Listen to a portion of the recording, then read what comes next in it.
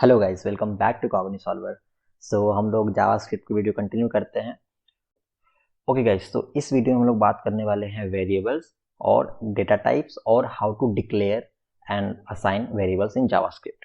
Okay, so there are basically three types, तीन तरीके हैं जावास्क्रिप्ट में वेरिएबल को डिक्लेयर करने का। और पहले तो वेरिएबल क्या है ये सब हम लोग बात करेंगे, तो हम लोग देख लेते हैं पहले कौन से तीन तरीके जिससे हम लोग जावास्क्रिप्ट में वेरिएबल्स को डिक्लेयर कर सकते हैं। तो अ,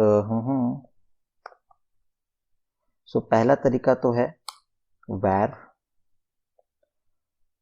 दूसरा तरीका है लेट और तीसरा तरीका है कॉन्स्ट।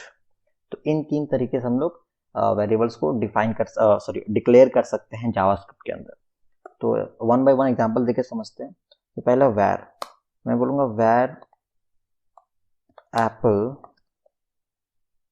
Equals to 3। मैंने बोला वैर एप्पल इक्वल्स टू 3।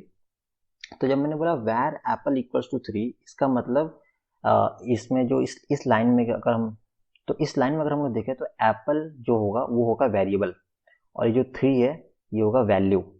तो एप्पल वेरिएबल में 3 वैल्यू हमने पुट करा। तो variables are basically containers which can hold some values.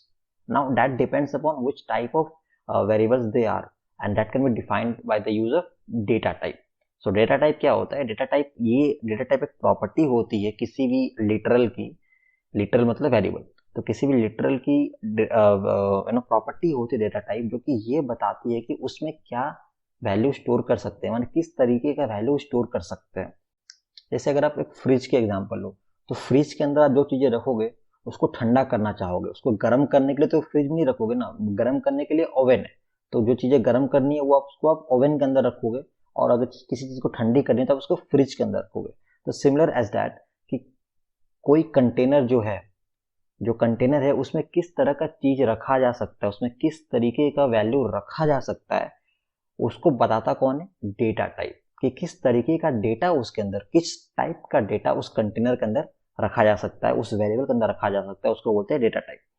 तो अब जावास्क्रिप्ट में एक बात है ना, जो लोग अलग लैंग्वेज जानते होंगे, जावा जानते होंगे या फिर सी सी प्लस प्लस जानते होंगे, तो उन लोगों को पता होगा कि डेटा टाइप क्या है। और उसमें क्या होता था कि डेटा टाइप को बताना पड़ता था कि इस पर्टिकुलर वेरिएबल का क्या डेटा टाइप है।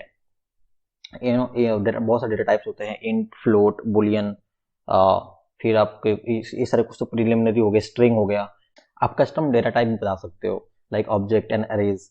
ठीक है, ओके। सो ये हो गया डेटा टाइप के बारे में बात। तो हम लोग वापस आते हैं अपने टॉपिक पे, दैट इज जावास्क्रिप्ट के अंदर वेरिएबल्स डिक्लेयर करने के तीन तरीके होते हैं, वैर, लेट, कॉन्स्ट। हमने पहला देखा वैर। तो वैर एप्पल इक्वल टू 3, इसका मतलब क्या हुआ? एप्पल एक वेरिएबल है जिसमें, अब ये वैर का मतलब वेरिएबल मत समझ लेना, ठीक है। लेट का मतलब वेरिएबल होगा, कॉन्स्ट का मतलब वेरिएबल होगा, ठीक है। बट यहाँ पे हम लोग इसको वैर से डिक्लेयर कर रहे हैं, तो इसका एक सिग्निफिकेंस है कि एप्पल में मैंने स्टार्टिंग में 3 रख दिया, राइट। अब अगर मैं एप्पल को कंसोल पे प्रिंट करवाऊं, कंसोल डॉट लॉग एप्पल, ठीक है, लेकिन यहाँ पे 3 प्रिंट हो गया। देखा आपने? इसको मैं थोड़ा सा जूम करने की कोशिश करता हूँ।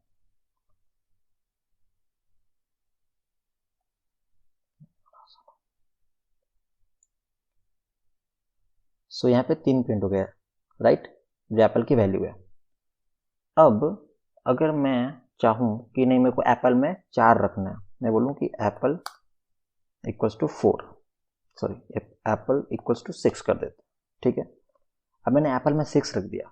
अब अगर मैं प्रिंट करवाऊंगा एप्पल को, तो कितना प्रिंट होना चाहिए? 3 या 6, 3 या 6?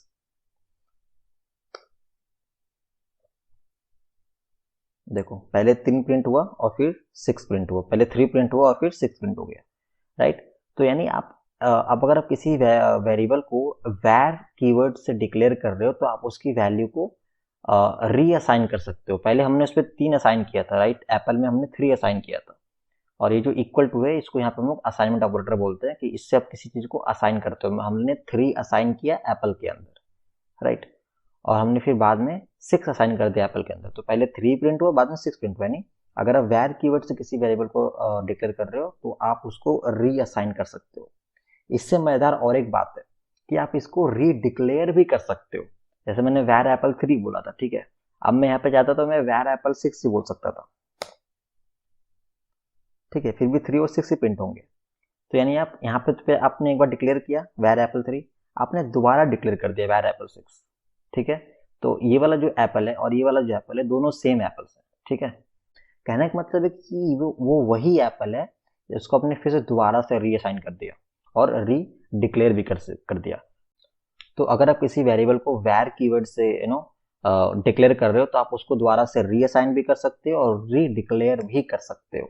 बट वहीं पे अगर मैं लेट यूज करता, मान लो मैं पहले लेट यूज कर रहा हूँ, ठीक है, लेट एप्पल इक्वल टू 3, अब देखो ये एरर आ रहा है। एरर क्या बता रहा है मुझे कि कैन नॉट री declare block scoped variable Apple. तो अगर आप किसी आप अगर किसी वेरिएबल को लेट कीवर्ड से डिक्लेयर करते हो, लेट कीवर्ड का यूज करके डिक्लेयर करते हो, तो आप उसको दोबारा री डिक्लेयर नहीं कर सकते, ठीक है। समझ में आ गया वैर और लेट में डिफरेंस? दोबारा री डिक्लेयर नहीं कर सकते। तो अगर दोबारा दोबारा री डिक्लेयर नहीं कर सकते तो क्या दोबारा रीअसाइन भी नहीं कर सकते? बिल्कुल कर सकते हैं, रीअसाइन कर सकते हैं, ठीक है।